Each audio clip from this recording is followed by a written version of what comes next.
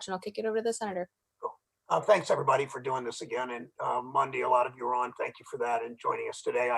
I did just a couple comments first, and then we'll do questions. Of course, I did a Zoom speech, whatever you call these things now, to the Colorado delegation. They asked me to speak to them, and we were talking ahead of time just about the moment last night. I thought, I've been to a lot of conventions for a lot of years, and I thought the best moments I've ever seen were the roll call of the states last night. I was just so taken. First of all, I don't know how they did the technology and made it work. I called the head of the convention, a guy named Joe Salmonese, just an hour ago to talk how they did it.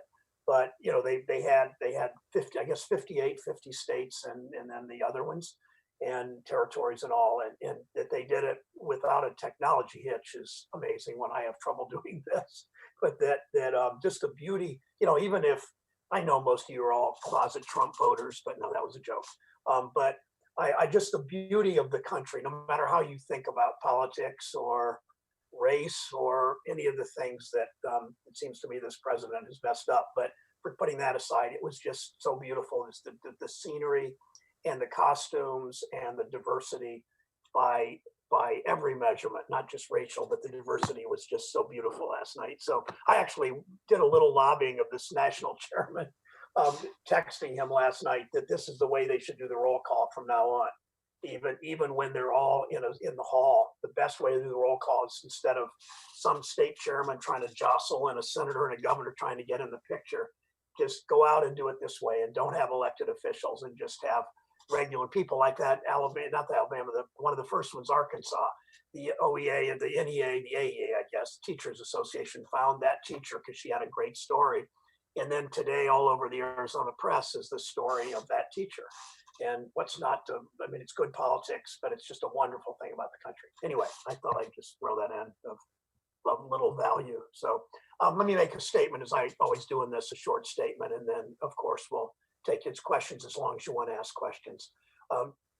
Ohioans watching this convention have seen a clear indictment of Donald Trump's failed presidency from workers, from families all over the country, including people, for instance, in the Mahoning Valley in Ohio, who put their trust in candidate Trump 4 years ago. We saw the powerful story at this convention Monday night of a young woman in Arizona whose father was taken by this virus. He had seen the president of the United States broadcast, "We're opening up, it's safe to go out, go wherever you want." And her father doing that contracted this virus. And she looked into the camera, as you may remember. She said, "My father's only pre-existing condition was trusting Donald Trump." And there are thousands of, probably tens of thousands of families that feel the same way, that this president's betrayed them. We know he's betrayed workers. He's also betrayed the public trust with his incompetence and his mean-spiritedness during this awful, awful pandemic. The last thing I wanted to say is, I mean, two other things. I'm sorry. You know, the president tries to distract from their grief and from all of his failures with racism and division. He's trying now to rig the election system by dismantling the Postal Service. We get reports all the time from people who wanted their prescriptions, or a veteran or a senior who has seen their mail go from 1 or 2 days arriving to 6 or 7 or 8 days because of, that's by design. This president has dismantled parts of the Postal Service. We know that. He's got to fix that, and not just from now on, but fix the damage that he has done to this Postal Service, which could jeopardize the election. And that leads me to, Mitch McConnell needs to do his job, and he has to call us back to Washington so we can do our jobs. 600,000 Ohioans this month were getting unemployment insurance. We're getting an unemployment payment of $600 a week. And like that, it stopped. And what are those families to do? What are they to do to feed their kids? What are those families to do to pay their rent or to pay their mortgage? What are those families to do simply to get along every day because of Mitch McConnell and Donald Trump? That $600 a week is gone. So Senator McConnell needs to bring us back to Washington, extend that unemployment insurance. Those are hundreds of thousands of people that can't find jobs. They want to work, they can't find jobs. And we need to provide dollars for schools so they can open safely. It's very costly to do all the retrofitting schools have to do. They need help from the federal government. They can't get it anywhere else. We need money for rental assistance. We need money for the Postal Service and for elections. And Mitch McConnell needs to do his job so we can come back and do our jobs. I'll stop right there. Questions? Thank you, Senator. We'll take questions now. Again, a reminder to type in the chat or use the raise your hand function if you're able to. We will first go to Paul from Sinclair.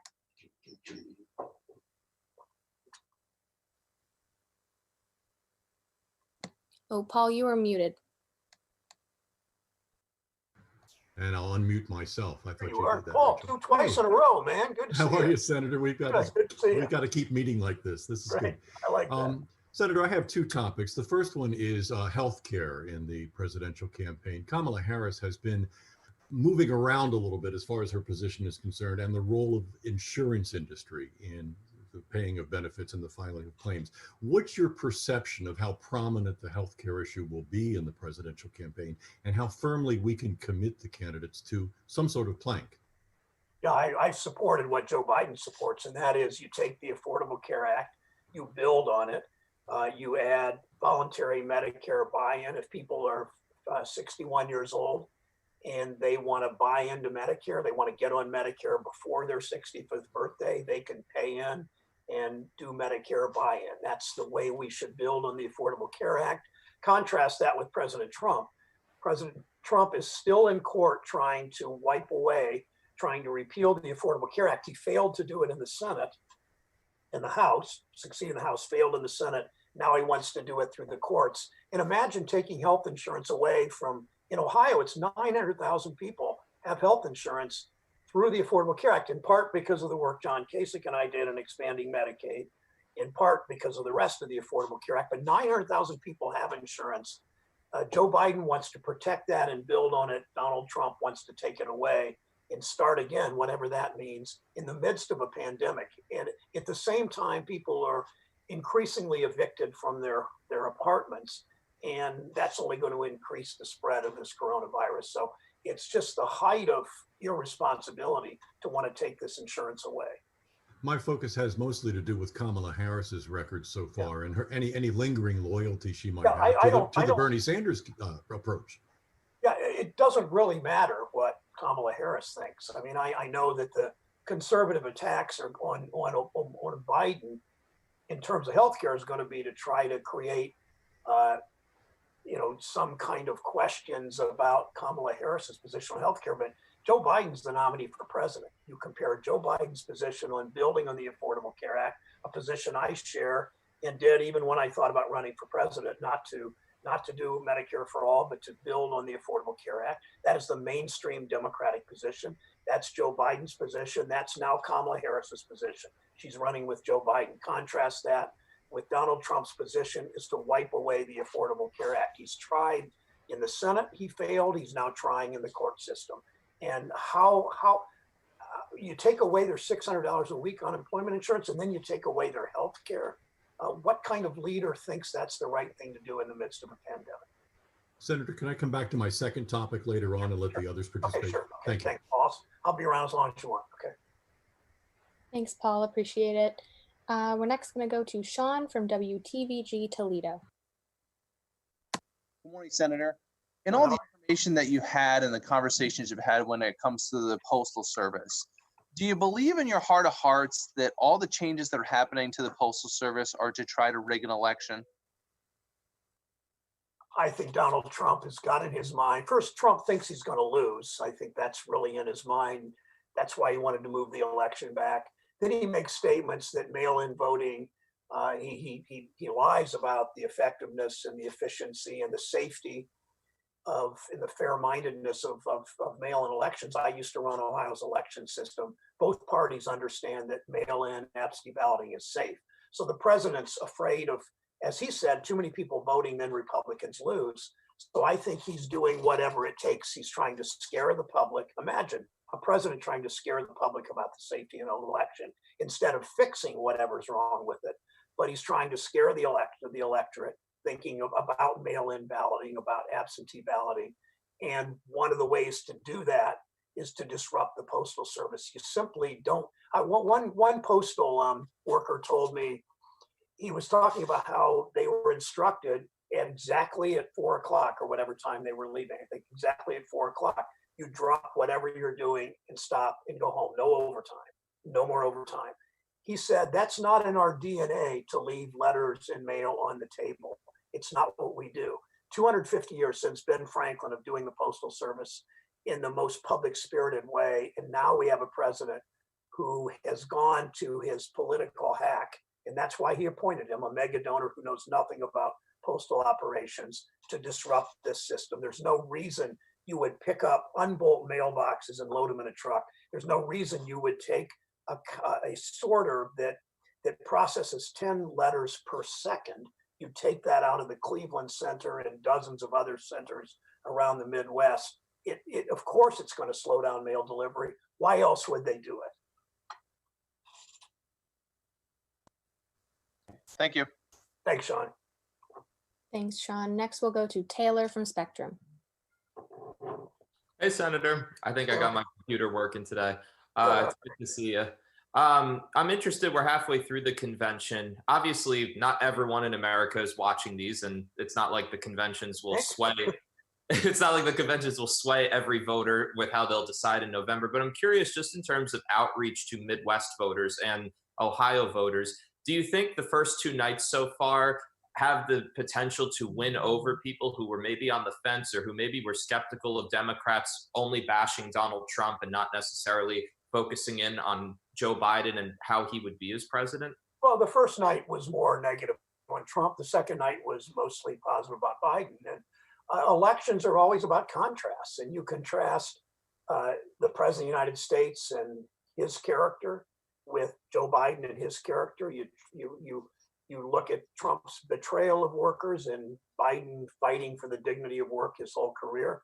You look at the kindness and public spiritedness of the future First Lady, Joe Biden, contrasted with a very different First Lady in Mrs. Trump. And I think that the voters, I don't think the voters will come out. I mean, I understand not nearly everybody watches these conventions, but the voters are seeing this as a contrast. And Joe Biden's going to fight. Joe Biden's running his campaign through the eyes of workers. Donald Trump runs his campaign through the eyes of the corporate elite and the billionaire cabinet members that surround him, many of whom are making money off this government instead of serving the public interest. Thanks, Senator. Say hi to your dogs. All right. Thanks. Sorry about the dogs. Oh, you're good. Thanks, Taylor. Next, we will go to Kyle from Gray TV. Kyle, how are you? Hi, Senator. Thanks for doing this today. Good. Yourself? Good. Thanks. So I want to piggyback on kind of a little bit of the theme that Taylor just raised, and that is academics and election observers have been noting for some time that Ohio has been trending away from swing state status toward a red state. We saw that with American Bridge focusing a lot of their Midwest focus, not on Ohio, but on Wisconsin and Michigan and Pennsylvania. That being said, the polls this year, dating even back to October, have suggested that Ohio could be a toss-up race. Do you believe that Ohio is a red state at this point, or do you think it's still a swing state? And what then do you make of the fact that President Trump is in what appears to be a horse race there? Is that indicative of larger, broader challenges for him? There's little doubt that Ohio is getting increasingly more difficult for Democrats to win. As the country moves more towards Democrats, Ohio is not moved quite the same way. But Ohio is very winnable. I think that Joe Biden not is just going to compete in Ohio. I think he's going to win Ohio. And he's going to win Ohio because, again, it comes down to whose side are you on? And Joe Biden's whole career has been looking at these issues, looking at government through the eyes of workers, looking at governing through the eyes of workers. Donald Trump, every time there's a decision to make between he has to choose corporate interests or workers, he chooses corporate interests every time. His cabinet does, he does, whether it's Social Security or Medicare in privatization, or whether it's unemployment insurance for workers, where he's just taken that $600 a week away from those workers. And voters in Ohio understand that. 600,000 Ohioans who lost their unemployment insurance 2 weeks ago understand it's not the Democrats or Joe Biden that took it away. It was Donald Trump and Mitch McConnell. Those school teachers and parents that care more than anything about classrooms being safe and understand you need to spend money to make the classrooms and the cafeteria and the school buses safer. And they're getting zero from the federal government. They know that's not Joe Biden. They know that's Donald Trump and Mitch McConnell. So Ohio, we're gonna win Ohio for Joe Biden because voters are going to make the contrast of who's on your side.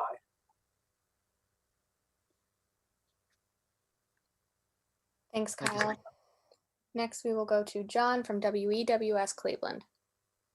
Hey, Senator, when Thanks you for joining us ran every for week. the I election, appreciate you that. said you knew you had to win 1 out of 7 Trump voters back to win your race, and you were able to do that. Joe Biden will speak to the nation and to Ohio tomorrow. What will he need to say to do the same thing? I think you will talk about his background and who he is and what he came from. He grew up in a town not much different from Mansfield or Toledo or Zanesville or Ravenna or Cleveland, Ohio. And I think he understands, he really does campaign and govern through the eyes of workers. I think that comes through when you meet him. It comes through when you listen to him and talk to him. It comes through with his empathy. I mean, contrast the two candidates on empathy. Biden's had a lot of pain in his life. He's had 2 children die way prematurely, and his first wife died in a car accident when they were a young married couple. And he's had a lot of pain to deal with. He's one of the most empathetic people I know, contrasted with this president who is not. I'll leave it at that. But I think that Biden also is going to talk about the overtime rule. He flew to Columbus with me, or I flew with him, I guess. He was vice president, and the Secretary of Labor to announce the overtime rule, which meant 130,000 Ohioans making 30 and 40 and 45,000 a year would begin to get overtime when they worked past 40 hours. Trump took that away. That's just one example of Biden's support for dignity of work and Trump always doing the bidding of corporate interests. Thank you much. Okay, thanks, John. John, you're not outside today. You're always outside when you do this. I know, and it's a beautiful day too, and I should be, but I had 2 other Zoom meetings before this, so I didn't have a chance to set it up outside. All right, next time. Thanks, John. Next, we have Jeff from WSYX Columbus. Morning, Yeah. Senator. How you doing? 2 things. First, meteorologist Jim Ganal says he needs an autographed picture of you wishing his daughter a happy birthday. Wanted to pass that along for Jim. Second, from for a younger audience that we appeal to with a different type of programming here, can you tell us what you would say specifically to first-time young voters in Ohio? Yeah, I think that the choice of Kamala Harris in part speaks to young voters. I mean, she's obviously not 30 or 35 years old, but she understands as I do, and I think that the vice president does, that the major, 3 of the major most important moral issues of our time are how we deal with climate change, about addressing issues of racial disparity, and about addressing income inequality and the wealth gap in this country, where more and more of the wealthy 1, 5, 10% are getting wealthier, and the rest of the society over the last few years has fallen further behind. And that's a generational issue too, as climate change is that young people don't have the opportunity they had a generation ago when they finish at a Columbus high school, or they finish at a vocational school, or they go to Columbus State, or they go to Otterbein or Ohio State, or they go into the military, and then when they get out, they don't have the opportunity that young people had before. And I think there's been no focus with this president on how we give young people a better launch in life. I think that Biden, Harris don't think about that a lot. I've talked to Kamala about it. They think about that a lot, how you give young people a better chance, a better launch in life, regardless of what kind of family or income or neighborhood they come from. Perhaps more generically too, Senator, just the importance of exercising that right. I think that young people never vote in as high a numbers as older people. I hope to change that this year, because if you're 18 years old or 25 years old or 30 years old and you've never voted, you are being, or if you have voted and are starting to vote now, you're going to be, you are stuck with this world we're in. And this is not this is a country now, a government that clearly has been on the side of the wealthy and clearly has been on the side of people that think it's okay to make money off their government service instead of what government service should be. And I think young people will be stuck with that for a long time if they fail to vote. Thank you. All right, thanks, Jeff. Thanks, Jeff. Next, we have Mike from the Sandusky Register. Hi. So the question I have is about the United States Postal Service. A lot of the reasons given for the changes have been to make it more profitable. I was wondering, do you think that profit should be the driving factor for changes in the Postal Service? Or should be the services it provide be the key factor? We don't look at Medicare or the Department of Interior or any other part of the federal government as the profit-making center. It's not. Its job is not to make a profit. Its job is to serve. And some people have lost sight of that, in part because conservative politicians look at the Postal Service as something that gets in the way of for-profit delivery services. I mean, it's clear that a lot of for-profit delivery services would rather not have the post office around except to mail to deliver to the unprofitable routes. So there has been an effort by conservative politicians to turn the Postal Service into something that it wasn't meant to be. That is, that it has to make a profit. And that's not what its role is. Its role is to be as efficient as possible and get the mail there as quickly and safely as possible. And it's clear the CEO of the new head of the Postal Service and the President of the United States care more about politicizing and privatizing the Postal Service than they do the efficiency and the long-term service that the Postal Service gives. The Postal Service is the most popular federal agency. It's one that served this country well. People know their mailman or woman that delivers their mail. Oftentimes, they have a good feeling about it. It's a very unionized workforce. There are a lot of veterans that work at the Postal Service. They get senior citizens their prescription drugs. They deliver VA benefits to veterans. They help small businesses make payroll, and all of that's so important. Thanks, Michael. Thanks. Now we will go to Gil from WCHS Charleston Huntington.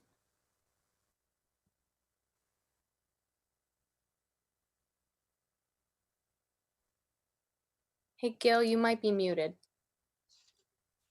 There we go. Can you hear me now, Senator? Yep, perfect. All righty. Good to see you again. I hope to one day meet you in person here next time you're in Southeast Ohio. Anybody in person at this point, right? Yeah, exactly. Thank you for that, Gil. I appreciate that. Very, very good point. But I wanted to ask you something on a statewide level. As you know, yesterday, Governor DeWine said that high school sports can continue this fall in the midst of the pandemic with some stipulations. What do you think of that decision? Does that decision concern you and worry you? My concern is that the federal government's not done its job to help schools reopen. When I've spent a lot of time talking to school administrators, principals, teachers, families. My daughters have children in the Columbus City schools, and all of them talk about how much money it's going to take to reconfigure classrooms and cafeterias, fix buses so they're safer, buy cleaning supplies, do the social distancing, all the things they have to do. And they yet know they've gotten cuts from the state and in the money they've gotten from state government in Columbus and Charleston. They've gotten their local property tax base has shrunk because of layoffs and businesses closing, and they simply don't have the money if the federal government doesn't help. So I'm hopeful, whatever the governor decides, and he makes these decisions, I don't, but whatever he decides on all of these issues, I of course want local communities to ultimately make the decision what they do in sports, what they do in opening the schools. But they've got to have federal money or they won't be able to do any of this very safely. And that's why I say McConnell needs to do his job and let us do our jobs by calling us back and debating this and getting dollars out to school districts so they can open safely. want to ask you a quick question about this Democratic ticket. I've read that some people think that this ticket is going to take the party a little bit too left because there was concern, like with the Republicans, certain tickets taking the party extreme right. Is this ticket of Mr. Biden and Senator Harris going to take the Democratic Party too left, in your opinion? No, I think that I know that's what conservatives say is the Democrats, that Biden's moving to the left. I don't buy that. I think Biden is understanding increasingly because of what's happened with this pandemic that he needs to be a more activist president who addresses these issues of income disparities, there were racial disparities and income inequality and climate, and does that through the prism of job creation. Clearly, I mean, clean energy creates jobs if done right. We know that. Our state government, because of the $60 million bribe, apparently that went to the Republican speaker, a long line of corrupt Republican speakers, it makes it hard. Ohio's not doing that right, but clearly Biden realizes come January, because of this pandemic, we've got a lot to do. I mean, when Joe Biden got in this race, he really was talking about let's just restore America to what it was before we had this divisive president. Now he's realizing, because this pandemic has been the great revealer of so many things we need to fix, including our public health system, including something really important in Southern Ohio, and that is the digital divide in access to the internet, and access to high-speed internet, that we have a lot more to do than we thought we did. Thank you. Pleasure talking with you. Good questions. Thank you, for sure. Thanks, Gil. Now we will go to Jim from WHIO Dayton. Hey, Governor, Senator, can you hear me? Jim Adi, I can see it too. All right. Awesome. Hey, thanks. So I want to go back to this USPS thing. First, your reaction to the fact that they stepped back and said, wait, we're not going to make any additional changes. But at some point, they're going to, first on that issue, and then secondly, they're going to go forward with those changes after the election. Is that correct? That's the way it stands right now. Is that correct? No, I have no idea what they're going to do after the election. Most of them are going to be, the political hacks around the president are going to be looking for jobs after the election. But the fact is, they, under great public pressure, I mean, you remember what they started to do? They took these sorting machines, dozens of them out of Ohio postal centers and around the country. And we only know about it because people spotted these pieces of equipment on trucks. I don't know much about them. I know they can sort 10 letters a second. They also picked up mailboxes, unscrewed mailboxes, put them on a truck. People saw that. And the pressure on Trump and the pressure on this political mega donor hack that he put at the post office to run it, that had knew nothing about the post. The political pressure on them was such they had to back off. But they haven't put them back. They haven't put those sorting machines back in Cleveland and Dayton and all over the country. So I don't trust them to do this right. The president clearly doesn't want people to vote by mail. He said, we will lose if people in large numbers vote.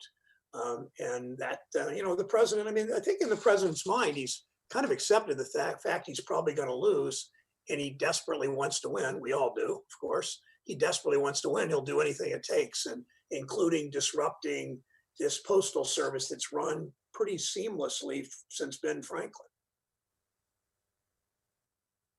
Hey, well, thanks. All right, thanks, Jim. See you next time. All right, thanks. Thanks, Jim. Next, we have Felicia from WCSU Dayton. Hi, Senator Brown. How are you? How are you? Good. Good. So you spoke earlier about the diversity that was visible for the first 2 nights of the DNC. And it seems we're now seeing an increased comfort and permission in saying the word racism when discussing like American leadership and America itself. Are you seeing a general pushback on hate-based anything like race, gender, preferences, beliefs? So as Americans, is this revolution finally giving us a pushback on race-based hate? I think the country is markedly different from a year ago for 3 reasons. One, the pandemic has been the great revealer of racial disparities. And from police, the justice system, to housing, Jim Crow, redlining, now the Trump administration locking in discriminatory housing practices, to education, where we know this digital divide hits Appalachia, it hits rural areas, and it hits inner cities, especially denying a lot of people opportunity that children opportunity that they should have. So we've had the pandemic and the great revealer. We've had police shootings, it seems like almost weekly now on video. That wasn't happening a generation ago. And the fact that we have a racist president of the United States. I think all three of those things, an avowed racist, really, as president, and all three of those things, I think, have made people like me, people that look like me, realize that this is a long time issue, the racial disparities in our country that we need to address, and we need to do it like now. Thank you. Thanks, Michelle. Next, we have Andy from OPR. Andy Chow, how are you? Hey, Senator. I know I jumped on later, so I'm not sure if this has been asked yet, but the president tweeted out something a few hours ago about boycotting Goodyear tires, an Ohio-based company. I don't know if you saw this tweet. He's calling for a boycott of the company because the company, in its inclusion policy, doesn't allow people to wear political attire at work. So that includes Make America Great Again hats, MAGA hats. What are your thoughts on the president of the United States calling for a boycott of an Ohio-based company? I did not know that until you told me, Andy. I am incredulous, maybe I shouldn't be, that the president of the United States thinks that he should call on an iconic American company. Okay, it's based in my state, so I care more about it, but an iconic American company that employs tens and tens of thousands of people, that he should call for a boycott of an American company that's not broken any laws, that apparently offended the president's sensibilities. I mean, they can't wear Donald Trump MAGA hats, but they can't wear Joe Biden t-shirts apparently either. So I don't know about the Goodyear policy, but I do think it's despicable when a president of the United States thinks it's appropriate to call for a boycott of a U.S. company where there are thousands and thousands of American workers employed. Thank you. Thanks, Andy. Good to see you again.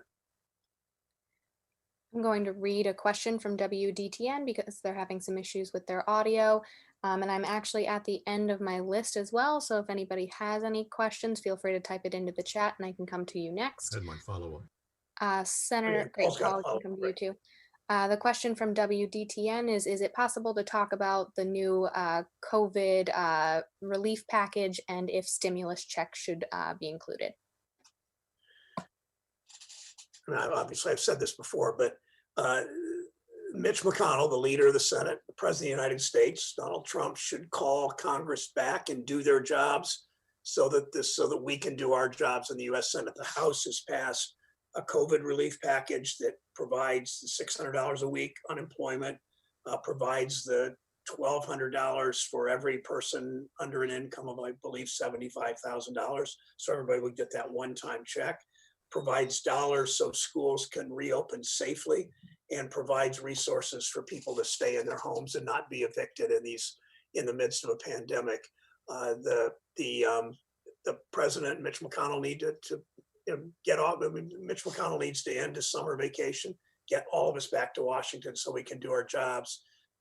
Because I don't know what people are going to do once their unemployment checks are spent and they're still unemployed. 600,000 people in our state alone. Thanks, Senator. Go ahead, Paul.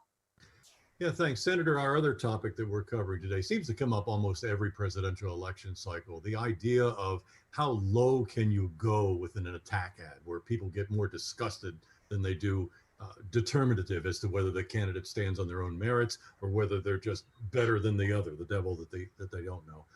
Can you tell me where that line is and how do you think the Republicans and Democrats will be shaping it up against one another with these attack ads? That's a good question, Paul. I mean, the answer is I don't know how you quantify how low a political ad will go. I'd have a couple comments. One is that because this president's entire presidency has been to divide and attack, it makes it even more likely that the ads this year will be stronger and nastier and more divisive. I mean, the president set the tone of it's okay to attack his own cabinet sometimes. It's okay to attack political opponents. It's okay to issue a boycott of a company that he doesn't like for some reason, to launch a boycott. So I would think that the attack ads will be worse this year. There is no way, the only way to govern them and to change them is for voters to reject them and show their anger and their concern by voting against the candidates that run the really nasty ads. My second part of the answer would be to shift to Dayton, where there was an ad by Mike Turner, the incumbent congressman, who obviously is running scared, where he tried to link a young Democrat from Dayton, grew up in Dayton, went off to work in Washington, is now back in Dayton. She got her law degree, first in her family go to school and go to college, and he's tried to tie her to the 25 years of Republican corruption. Keep in mind, Ohio's had essentially one-party rule for a quarter century with very little interruption. They've had a succession of corrupt speakers. The Speaker of the House just resigned under fire for an indictment of a $60 million bribe. Yet Mike Turner, the Republican congressman, who's all part of this corruption, this corrupt state government for 25 years, this corrupt Republican establishment, he's trying to link his Democratic opponent to this. And that's clearly an ad that's way, way below the line of what people ought to do. And the best way to do it is speak out and vote that way. Thanks. Thanks, Paul. Anybody else? Thanks, Paul.